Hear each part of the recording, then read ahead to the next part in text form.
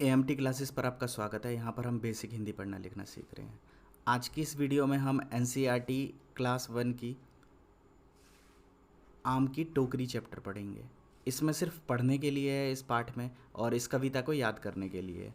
ये कविता छोटे बच्चों को ध्यान में रखकर बनाई गई है, जिसमें कैसे शब्द यूज़ किए जाते हैं, एक समान तुक वाले शब्द, जैसे छोकरी टोकरी हो गया, आम दाम हो गया, टोकरी छोकरी हो गया, या इसी के आगे अगर हम बढ़ें तो यहाँ आम और नाम हो गया, फिर पूछना और चूसना हो गया।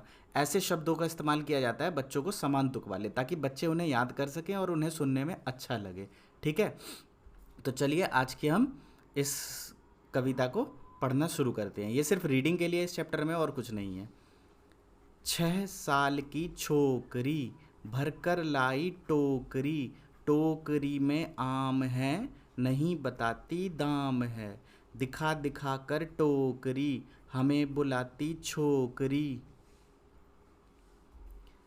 हमको देती आम है नहीं बुलाती नाम है, नाम नहीं अब पूछना हमें आम है चूसना। चलिए, अब ये हमारी पूरी कहानी ख़त्म हो गई, और इसको अगर आप याद कर सके तो याद करिएगा, और सुन सुनकर लिख सके तो लिखिएगा। इसके साथ एक बहुत ज़रूरी चीज़ है जो हमें पढ़ना चाहिए। क्या है ये? किताब के नीचे क्या लिखी है इसको पढ़िए।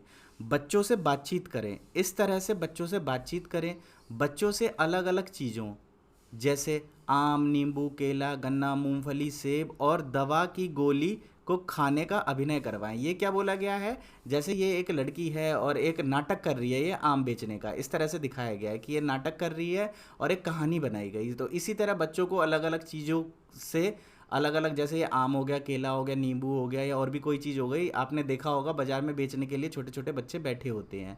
तो उन्हीं जो छोटे बच्चे होते हैं जो पढ़ने लिखने में कमज़ोर होते हैं, जिनको पढ़ाई लिखाई का मौका नहीं मिल पाता है, जिनको मजबूरी में आम बेचने पड़ते हैं या कुछ बेचने पड़ते हैं, उनकी भाषा शैली भी उतनी अच्छी नहीं होती है, तो उन बच्चों को ध्यान में रखते हुए ये कविता लिखी गई है, ताकि हमारा ध्यान उन बच्चों की तरफ जाए। और इसमें और भी गतिविधि के अंदर और भी था कि हमें ऐसे बच्चों को प्रेरित करना चाहिए पढ़ने लिखने के लिए, और हमारे बस में जितना हो उतना उन बच्चों के लिए करना चाहिए। उनका स्कूल में एडमिशन करा देना चाहिए, क्योंकि सरकारी स्कूल में सभी चीज़ें फ्री होती है। तो अगर हम उन्हें प्रेज़ करेंगे, उन्हें समझाएंगे, तो वो लोग भी पढ़ने के लिए जुड़ेंगे। अभिनय के कुछ और गतिविधि सोचें और कक्षा में करवाएं। इसी तरह अभिनय की इसी तरह आप और बच्चों से क्या क्या करवा सकते हैं। जो छोटे बच्चे होते हैं वो समान तुक वाले वर्ड के साथ जल्दी सीखते हैं, जैसे छोकरी टोकरी, आम दाम, टोकरी छोकरी, उसके बाद आम नाम हो गया, इसी तरह पूछना चूसना हो गया। ये एक तरह के शब्द हैं, समान तुक वाले शब्द हैं। ठीक, तो इस कहानी में यही थी। इसी के साथ हमारा पार्ट 3 एनसीईआरटी क्लास 1 का ख़त्म होता है, और मुझे आशा है ये वीडियोस आपके लिए पसंद आ रही होगी। बहुत लोगों को ऐसा लगता है, मेरे ऐसे सब्सक्राइबर हैं जो पढ़े लिखे नहीं हैं, तो अगर आप इतनी चीज़ें कर पा रहे हैं तो आप ये सोचिए कि पहली क्लास तक की आपने पढ़ाई कर ली है। अगर कुछ लोग ऐसे हैं जिन्होंने पढ़ाई लिखाई नहीं करी है, और ये एक अभ्यास वीडियो है जिसके द्वारा मैं आपका अभ्यास करा रहा हूँ।